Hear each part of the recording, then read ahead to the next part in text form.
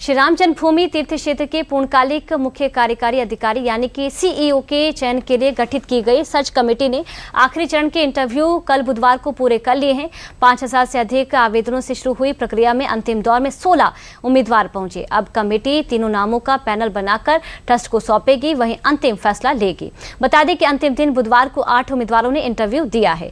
इससे पहले मंगलवार को 8 आवेदकों का साक्षात्कार हुआ था। अंतिम दौर में पूर्व आईपीएस अधिकारी राजेश कुमार पांडे, राजस्थान के सेवानिवृत्त महिला आईएएस अधिकारी, बिहार के सेवानिवृत्त आईपीएस अधिकारी परेश सक्सेना और सेना के एक ब्रिगेडियर समेत कई वरिष्ठ अधिकारी शामिल रहे। हालांकि सीईओ पद की रेस में एक पूर्व आईपीएस अधिकारी और 2 पूर्व डीएम के नाम प्रमुखता से सामने आ रहे हैं। हालांकि अभी बाकी उम्मीदवारों के नाम फिलहाल सार्वजनिक नहीं किए गए हैं। अब चयन समिति सभी उम्मीदवारों में से 3 नामों का पैनल तैयार करेगी और इसे 2 सितंबर तक श्री राम जन्मभूमि तीर्थ क्षेत्र ट्रस्ट को सौंपेगी। इसके बाद तय होगा कि राम मंदिर की व्यवस्थाओं की कमान किस अधिकारी के हाथों में जाएगी।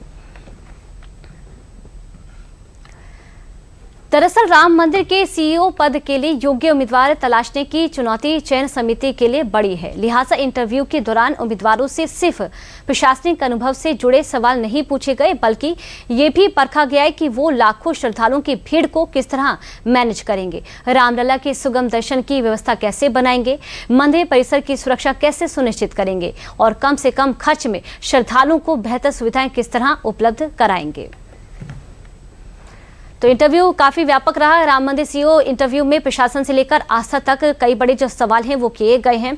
अनुभव काफी रहा है जो लोग यहां पर पहुंचे हैं। 34 सवालों में परखी जा रही है उम्मीदवारों की नेतृत्व की क्षमता और इसके अलावा जो उम्र है वो यहां पर 50 से 70 बताई जा रही है। हजारों कर्मचारियों को संभालने का अनुभव भी अहम कसौटी पर यहाँ पर खड़ा हुआ है।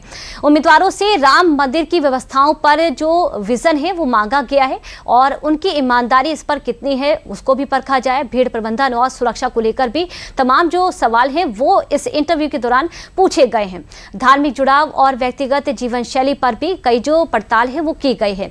18 लोग इसमें पहुंचने थे, 16 लोग इसमें पहुंचे और 20 साल के अनुभव वाले उम्मीदवारों पर चयन जो समिति की है नजर टिकी हुई है और 2 सितंबर को इसका जो रिजल्ट है वो घोषित किया जाएगा। राम मंदिर सीईओ इंटरव्यू में प्रशासन से लेकर आस्था तक कई बड़े जो सवाल हैं वो पैनल ने पूछे।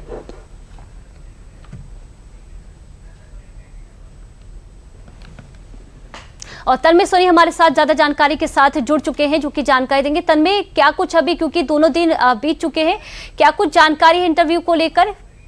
जी, मैं आपको ये बताना चाहूंगा पूजा कि जो सीईओ के चयन की प्रक्रिया थी वो अब पूरी हो चुकी है। साक्षात्कार जो है 11 और 12 अगस्त को राम जन्मभूमि परिसर में हुए। ये जो चयन प्रक्रिया हुई और पूरा जो इसकी वो हुई है उसमें 4 चरण में जो है इसकी प्रक्रिया पूरी हुई है।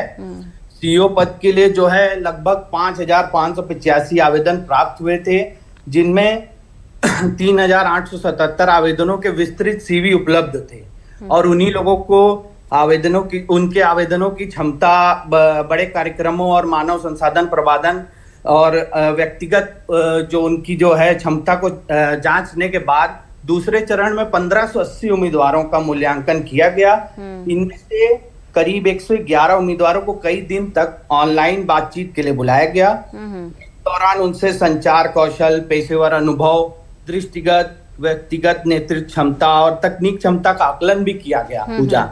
और तीसरे चरण में ऑनलाइन मूल्यांकन के बाद 16 उम्मीदवारों को आमने सामने बातचीत के लिए अयोध्या बुलाया गया। ये उम्मीदवार सेना, सेवानिवृत्त आईएएस और पीसीएस अधिकारियों के साथ कॉर्पोरेट, औद्योगिक शिक्षा और सूचना प्रौद्योगिकी जैसे क्षेत्र से हैं। ये 16 उम्मीदवारों का जो है आमने सामने बातचीत की गई और चौथे और अंतिम चरण का जो ये साक्षात्कार था उसमें 11 और 12 अगस्त को 16 उम्मीदवारों के साथ जो है साक्षात्कार राम जन्मभूमि क्षेत्र परिसर में किया गया। इस दौरान उनके प्रबंधन कौशल, व्यक्तिगत दृष्टिकोण, राजनीतिक योजनाएं, तकनीकी विशेषता और नेतृत्व क्षमता का विस्तृत मूल्यांकन किया गया। जी तन्मय सोनी, बहुत बहुत शुक्रिया तमाम जानकारी के लिए।